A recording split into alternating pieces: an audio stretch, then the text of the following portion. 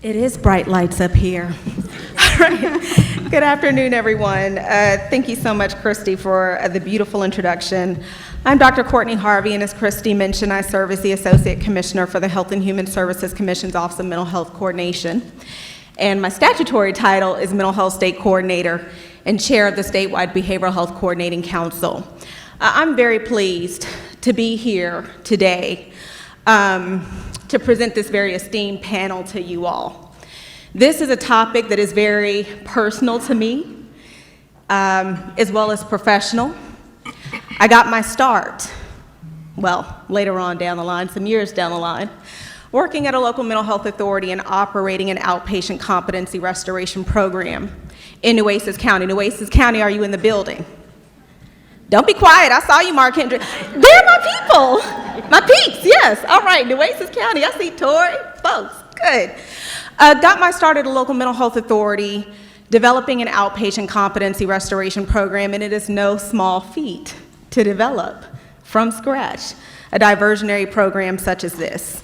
And I was blessed to be able to later on come to the Department of State Health Services and develop policy in relation to statewide implementation of outpatient competency restoration, though they don't exist statewide. That is my personal mission. Also with jail-based competency restoration, and there are many perspectives on jail-based competency restoration, diverse perspectives. My first program that I was charged with implementing when I came to the Department of State Health Services was jail-based competency restoration. So regardless of how you feel about it, when you are charged with implementing a program like that, and it took so long to get it implemented, 6 years, when you see it get implemented, you can't help but be excited because it's like birthing a child. So I'm very happy to see that there are several locations throughout the state of Texas where jail-based competency restoration is being implemented. We're going to start with Lucrece Pierre-Carr and LaQuinta Swan to give us a broad overview of outpatient competency restoration and jail-based competency restoration is implemented throughout the state.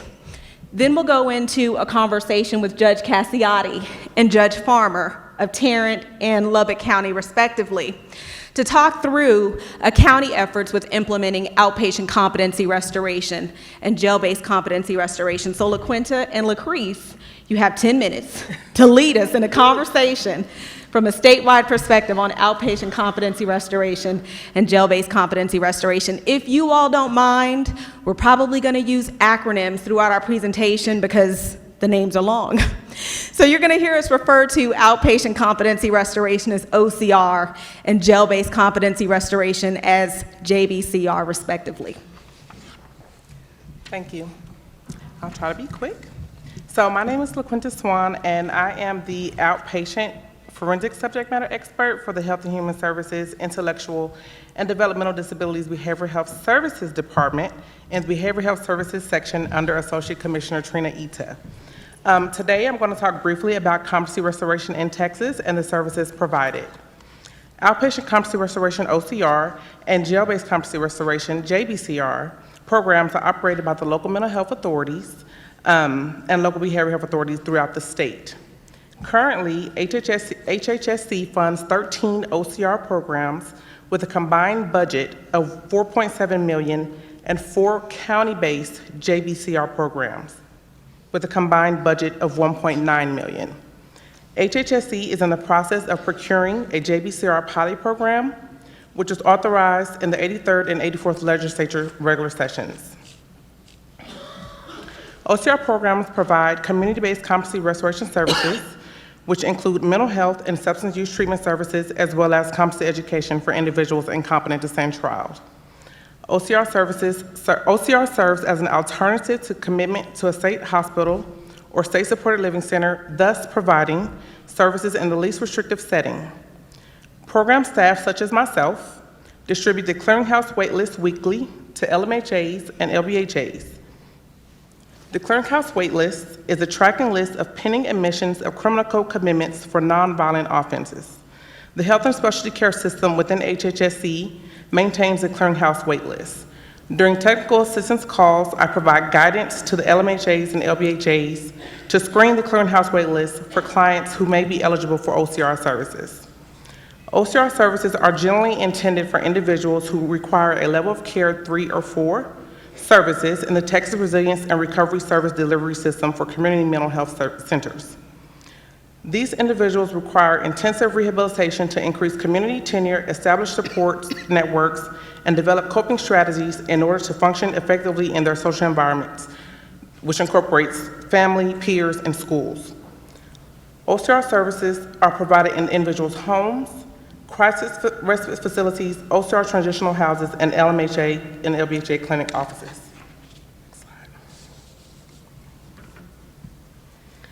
Senate Bill 867 of the 80th Texas Legislature first authorized OCR programs in 2007.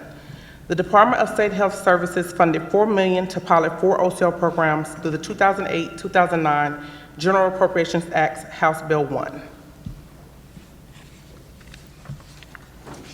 In 2007 and 2011, OCR programs expanded through the 2012-2013 General Appropriations Act House Bill 1. 82nd Legislature regular session, 2011, to establish 8 additional OCR programs. OCR programs further expanded in 2018 to include Central County Services as authorized by Senate Bill 292 of the 85th Legislature.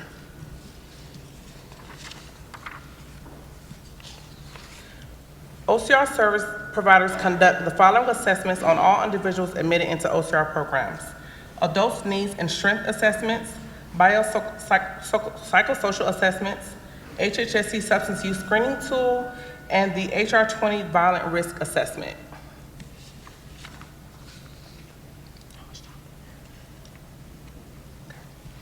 OCR services provided consist of curriculum-based competency restoration education. Currently, there is not standardized OCR curriculum. Each OCR program does have a curriculum that is reviewed and approved by HHSC. In the future, the state may consider standardized curriculum through research. Peer support services, peer providers share their experiences related to recovery and act as a model of hope and resilience to others. Integral Care uses peer support specialists to conduct groups on various topics such as coping with mental illnesses and substance use issues and art and group creative expressions. Access to housing resources, assistance with housing resources so that individuals may regain independence. Integral Care encourages clients to complete a coordinated assessment while in the OCR program.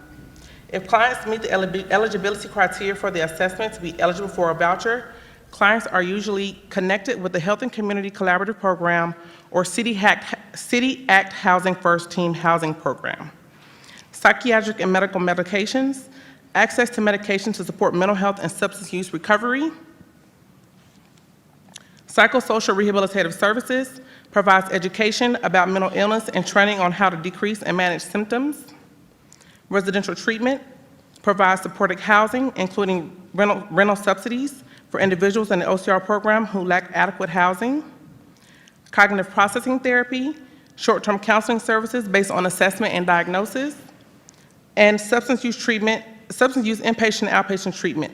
The LMHAs and LBHAs work with outreach, screening, assessment, and referral centers, also known as OSAR centers, to assist individuals with substance use-related issues. As of September 4th, 2019, 1,723 individuals have been served in OCR since inception. Of those individuals, 54.4% were diagnosed with schizophrenia diagnosis, 16.17% with bipolar disorders, 9.39% with major depression disorders, 3.51% with cognitive disorders, 3.9% of psychosis, and all other disorders at 10.46%. Of those individuals, about 50.9% were felony offenses and 49.91% were misdemeanors. As you can see, the charge is about even. Of those individuals served in OCR, the average length of stay is 176 days. For outcomes for OCR, about 42% of those individuals served in OCR have been restored, 3% not restored, 5% deemed not restorable, and about 4% reoffended and 8% absconded. Also, HHSC has established a OCR external stakeholder rule work group to include key stakeholders such as judges and policy groups to provide input on development of OCR TAC rules. The OCR rule work group convened the final meeting on August 2nd, 2019. The work group developed the following rule sections, although this list is not conclusive of the entire rule, to include eligibility and ineligibility criteria for admission, general service requirements, assessment, reassessment, court reporting, and compliance with statutes and rules. That's all I got. All right. Thank you so much, LaQuinta. We'll now turn it over to Lucrece Pierre-Carr to give us a statewide look at jail-based competency restoration. All right, good afternoon. Thank you, Courtney and LaQuinta. So I'll be brief. I don't think I have much time. How much time do I have? 3 minutes. Okay, let's be quick. So the first couple of slides speak to the legislation that authorized jail-based competency restoration services, and thank you for that acronym allowance. So that'll be the last time I say that I will refer to JBCR moving forward. So started in the 83rd Texas legislature with Senate Bill 1475, which authorized HHSC to implement a JBCR pilot program in 1 or 2 counties across the state. I will say that to date, we have not implemented a county program, but I will kind of share some great news of what we have implemented in about another minute. Following a couple sessions later, Senate Bill 1326 of the 85th Texas Legislature allowed counties to implement JBCR programs. Also require HHSC to develop rules. And so at that time, we were already in the process of developing rules. They might have been already adopted, but we were charged with reworking the rules based on changes introduced in Senate Bill 1326. Then Senate Bill 292, which is near and dear to my heart, that also was authorized in the 85th Texas Legislature, and that authorized a mental health grant for justice-involved individuals. And so what this grant did was allow community collaboratives, which consisted of at least the LMHA, the local mental health authority, the county, and hospital district, if any in that area, and partners that wish to participate to propose various programs across the state. And so we've implemented these programs and provided a lot of needed services in the community. The community collaboratives can range from maybe 2 partners to 16, it just varies. Let me look at my notes here. The grant was designed to reduce the incarceration and recidivism of individuals in the criminal justice system with mental health issues, and also to reduce forensic wait times. So a lot of the program, the legislation was specific to what kind of programs entities could propose, many of them related to jail diversion, competency restoration, crisis programs, and interdisciplinary rapid response teams. From that grant, we were able to fund 4 JBCR programs, and so that should be on the slides. You should see that, and we're sharing our panel with 2 of the recipients, partners. And in addition, Nueces County also operates a JBCR program, although it is not funded by HHSC. And we did adopt rules. We amended rules based on Senate Bill 1326, and those rules were adopted in August of 2018. They're located in the Texas Administrative Code, Chapter 416, Subchapter C. I probably have like 30 seconds, sorry. So basically, JBCR services are for adults who are determined incompetent to stand trial by a court. Participants are screened for eligibility for OCR services and must be determined ineligible for OCR prior to being admitted into a JBCR program. There are a variety of program services provided in JBCR programs. I'm not going to go into detail.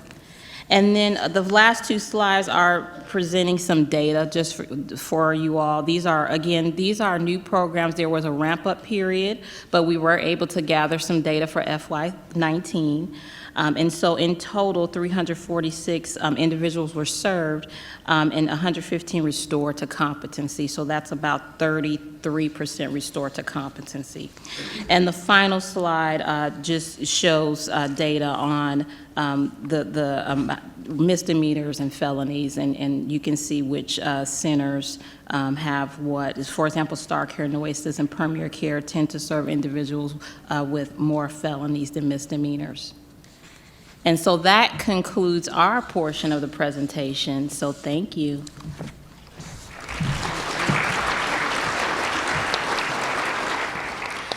All right, I'm so excited for the next talk. Not that I wasn't excited about your talk, but I'm, state speak all the time. I live in that environment.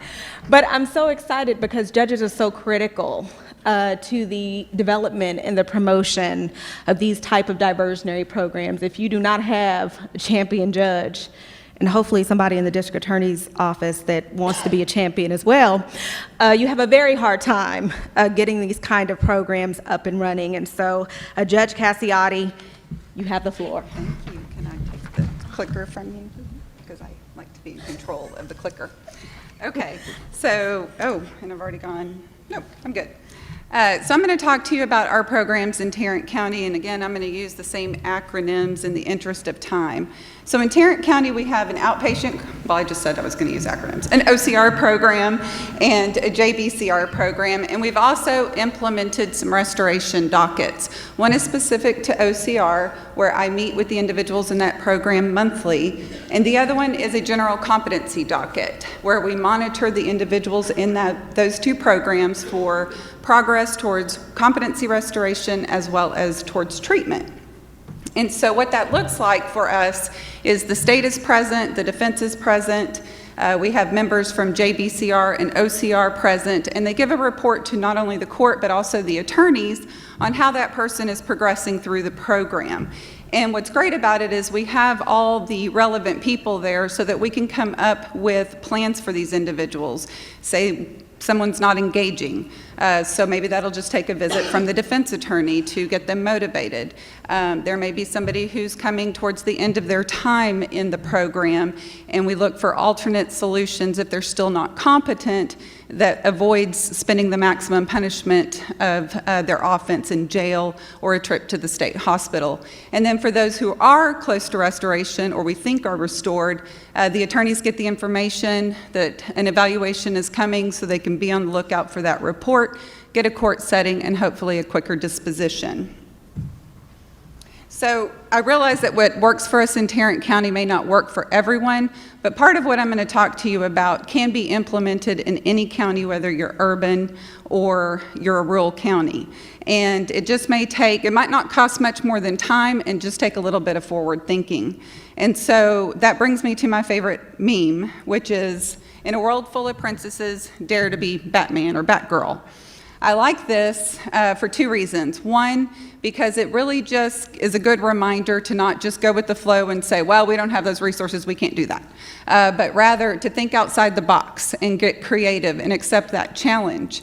And the other reason I like it is because it reminds me of my kid. And that's not my kid, but this is my kid. So if you need a little inspiration or a confidence booster to take on these tasks, you might consider getting into the superhero stance because it can be helpful. All right, so Tarrant County OCR started about 11 years ago. It functions off 3 staff members, a team lead and 2 caseworkers. For competency evaluations, we contract with a psychologist. For evaluations, for those extended commitments, we use our existing jail psychiatrists. Cases are staffed with me twice a month, so on docket days and then 2 weeks prior to docket. So if someone is committed to Tarrant County OCR, they're going to get restoration training twice a week. And that's not in some fancy facility that we have. The caseworkers meet the needs of the person. Most of the time it takes place in their home. Sometimes it'll take place in the caseworker's office. I think they've even made adjustments and met people in a park before. But they will deliver those services. You will also get mental health and intellectual and developmental disability service coordination. So you get that, make sure you're getting those clinic appointments, because much like the state hospital, these programs are about not only providing restoration treatment, but also treatment for mental illness or intellectual disability. If you're not treating the illness, I would argue that you may have a hard time restoring the competence. You get medication, education, and management, also co-occurring disorders education, housing assistance, employment assistance, rehabilitation training, and then transitional services following case disposition, which I think is huge in helping to reduce recidivism. And then again, meeting with me once a month to talk about your progress in these areas, or sometimes your lack thereof. Sometimes we have to talk about compliance issues. The thing to remember is I realize that not every county has all of these resources, but it is important to find out what you do have available and figure out how you can use it to address this population. There may be that you may not even have a competency restoration program in your county, but there may be one in a county next door. And I know that Tarrant County OCR, through some agreement, maybe through their grant funding, also serves smaller surrounding counties like Parker County and Denton County. So that may be an option. And like Judge Turner, I thought the quote, or the movie last night that quoted Arthur Ashe, "Start where you are, use what you have, and do what you can," is very relevant here, because you just have to figure out what resources you have, and now we have the resource guide that's been provided, and figure out where to go from there. So, in addition to getting an oral report at these dockets, the team lead will also provide a written report.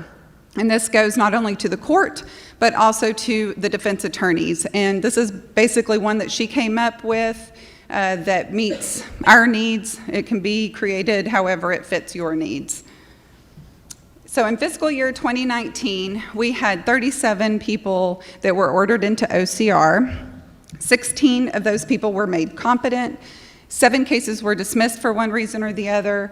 7 were transferred to bond caseload or another MHMR program. And some of those individuals, the state has agreed that if they continue to do well, that case will be dismissed.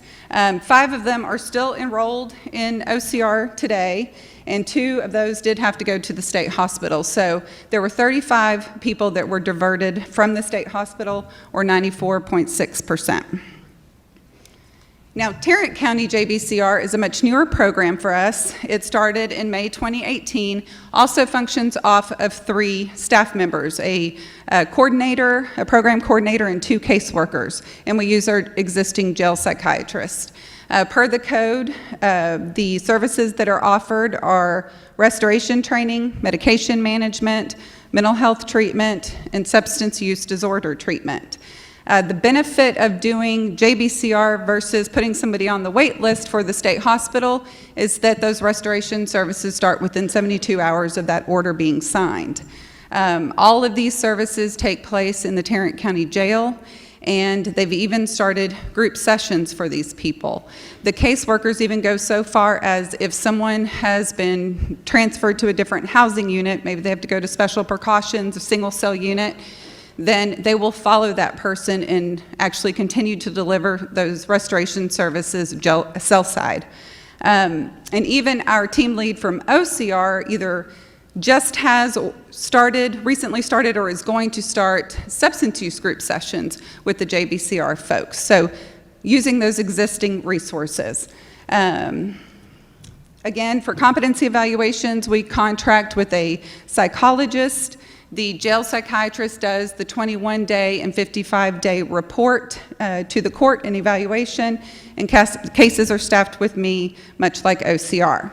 So progress notes and the 21-day and 55-day reports initially for us looked like the progress notes from the medical file. Now they take the form of a letter to the court, and it looks much like this. So in fiscal year 2019, 182 people were ordered into JBCR. 60 of those were made competent. 37 cases were dismissed for one reason or another. 6 were transferred to OCR after JBCR. So the total that were diverted from the state hospital were 103 people, or 56.59%. So in fiscal year 2019, 138 people did not go to the state hospital. Instead, they went through one of these 2 programs. To the good work of our local mental health authority. So what has worked for us, and I cannot stress this enough, is communication and collaboration. That is really key. Having a point person in your courts, with your programs, your LMHA, your LITA, the state hospital, and giving that information to the attorneys is huge. It really saves time, jail days, and costs to the county. Putting procedures in place, and you can do this tomorrow. This does not cost any money, and you don't even have to have local restoration programs to do this. But putting procedures in place for following people when they're identified in your jail with having a mental illness or an intellectual disability as early on as that 1622 written report. If there's any indication on there that a competency evaluation should be undertaken, then if your LMHA can follow that person, and as long as the case is pending, get the information to the places that it needs to go, because you have that communication established, can save a whole lot of time. It could start the competency proceedings much quicker and lead to a savings in jail days and costs. Again, using existing resources, following the people even when they're on the state hospital list, because they may get restored by just having some dry time, just by having a stable environment, and just by restarting medications. That could get competent people off your state hospital list and save a trip to the state hospital. Staffing cases and implementing dockets. All that goes back to communication and collaboration. With those 2 things, you can reduce costs, and you can reduce, most importantly, unnecessary time that someone with mental illness and intellectual disability spends in confinement. So, thank you.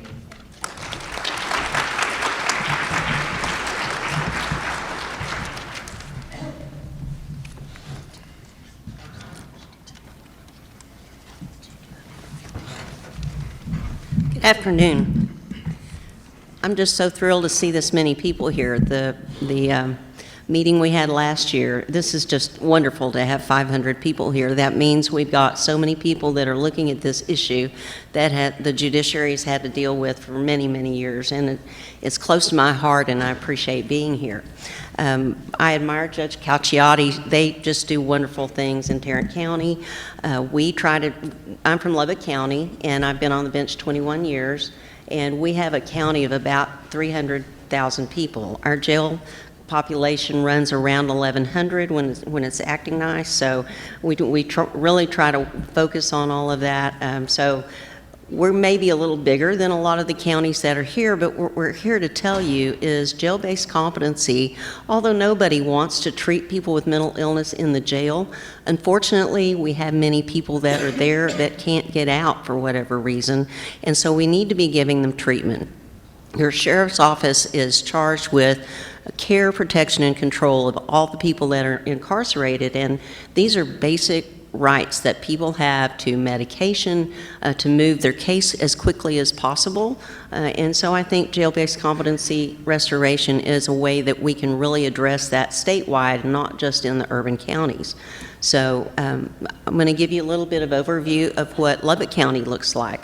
We, of course, have been identifying people with mental illness and that suffer from IDD, intellectual disabilities, for 4 or 5 years at least. That is the initial thing, and now it's required, and so I'm so thrilled that the legislature saw fit to require that of our jails. Once they're identified in Lubbock County, then we have a private defender's office that has a list of attorneys that are specialized in mental health. These are attorneys, and you need to identify these people in your communities that have a heart for people with mental illness, and will put in the extra time and attention to learn those issues, to develop relationships with the local mental health authority, with the prosecutors, and with your whole system, so that even before the case gets filed, and as Professor Shannon pointed out, many times people sit in jail for a long time until the case is even filed. And so if you have a docket that are tracking these cases, and you have specialized attorneys, many times they can figure out a way to deal with the lower level cases even before the case gets filed, and that is diversion. We have great diversion in that we've got a wonderful crisis intervention team. They're here today. Y'all stand up. We're really proud of you guys. We have a great relationship with our police department and our sheriff's office. And so, bottom line, collaboration with all of the people that are partners in your community is essential. The effect of the black robe, not because you know everything, but just because when you call a meeting, you ask the sheriff to be there, the police department, the county judge, the commissioners. These are all people that have a stake in what happens in your community. They are all holding office because they care. And so we want to, when I first took the bench, I had a very wise judge tell me, you got to decide who are really scared of and to keep them incarcerated, and who just ended up in the system. How do we get them out? How do we get them back to being productive citizens? And so I think jail-based competency restoration is giving us a really great opportunity. So once we get the attorneys in place, we look at the bond situation. Is this someone who has supports, or can we give them the supports to go back in the community so they're not sitting in jail waiting? Is this a case that is not terribly serious and that the DA and the defense attorney can try to work something out so that we don't have to go down that long, expensive road of restoration and the criminal justice system for someone who really doesn't need it? But if it looks like they are going to stay in jail, then we will put them on a competency restoration docket. We meet every 2 weeks. Judge Hawker runs that docket for us, and we track everyone that has a competency motion filed. Lubbock County has 6 district courts and 3 county courts at law. 3 district courts do criminal cases, 2 county courts at law do criminal, but whether it's a murder case or a Class B misdemeanor, it's all on that same docket so that we can track it. It tells us, are they in jail? Are they out on bond? Are they doing okay? Can we get them into the least restrictive way possible to do that restoration? Many of the people that are on that docket, if you can get them on medication, will go ahead and become restored with very little to no intervention other than the medication. And so you got 2 pieces to competency restoration. You got the medication stabilization, and then you got the education piece. So possibly in the middle of that restoration, if you get the medication right and they get stabilized, you can move them from the jail out into the community and get them stabilized, get them wraparound services so that they can be successful there. But I think one of the keys to making a system like this work is, as Judge Cacciotti said, first of all, get together with all the people in your community. See what resources you have. We got our commissioners on board because we took them figures of people that were sitting in jail waiting that really didn't need to be there if we could do something different. And so that's dollars. People with mental illness and IDD that sit in our jails are there 4 times longer. They cost twice as much to treat and take care of in the jail. Get them out of the jail and get them into community services where they can become stable and reconnect with all of their services. And so that's how we handle it in Lubbock County. I appreciate you letting us talk to you today, and we'd be happy to give you a tour.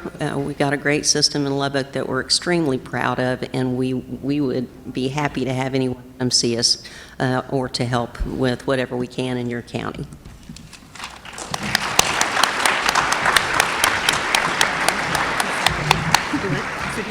Thank you so much, Judge Farmer. So, Lucrece and LaQuinta, first question for you. During your presentation, I think it was you, LaQuinta, you mentioned that when someone receives outpatient competency restoration services through the local mental health authority or behavioral health authority, they receive level of care 3 or 4 services. And that to me is really like state speak. not trying to put you on blast. But can you talk to the audience around what is a level of care 3 or level of care 4 to the local authority system? So level of care 3 and level of care 3 and 4 services are intensive levels of rehab services. So when an individual is admitted into an OCR program, the OCR providers will have to, when they admit them into the service, they will have to put them in a care system. And so an individual in an OCR program has to be in one of those levels of care, 3 or 4. Does that answer? And for the level of care system, can you talk through the scaling of it? 1 through 4, if you're in what's considered a full level of care, or 0 through 5, if we're talking about our levels of care. So on a scale of like 1 through 4, and Lucrece, you also Sure. can chime in, are those the most intensive services that you can receive through the local authority system, and what kinds of services can be received in those levels of care? So I can help. So the level of care system of Texas is our Texas Resilience and Recovery System. And so level of care 0 is our crisis services. So my area oversees all of our crisis services. So individuals don't have to be in a level of care to receive crisis services, and they are available in every level of care package. But 1 through 4, 1 being the lowest level of care, and 3 and 4 are the highest level. So that means individuals in the level of care 3 and 4 receive lots of services. When I started my career in the mental health system, working at a local mental health authority, I worked in a level of care 3 program. And so we saw our clients weekly. So you tend to see the individuals more frequently. There's a multidisciplinary treatment team that meets frequently. They receive rehab services, housing, employment, just lots more services than our level of care 1, which tend to be individuals who just may need medication support, may not need to be seen so frequently. Level of care 3 is more intense, and then level of care 4 tends to be our assertive community treatment team. And so that team is more intensive, so they work in the community, they see individuals more frequently than once a week. They see them as often as needed. So does that answer? That does answer my question. I see Beth Lawson from the local authority clapping, so yes, great job, Lucrece. Next question that I have also for Lucrece and LaQuinta. During the outpatient competency restoration rules work group, and even in different circles that we've been privy to the conversation, there's a great deal of comments around education versus treatment. And we've heard mentioned today that the core of competency restoration treatment in OCR, JBCR, and the state hospital is competency restoration, but there are a plethora of services that people also receive, whether that's in the state hospital or outpatient competency, jail-based competency. Can you talk a little bit about that sweet spot in terms of the differing perspective, that maybe the focus should just be on medication management to restore competency as opposed to the full scale of services that one might receive regardless of the treatment environment?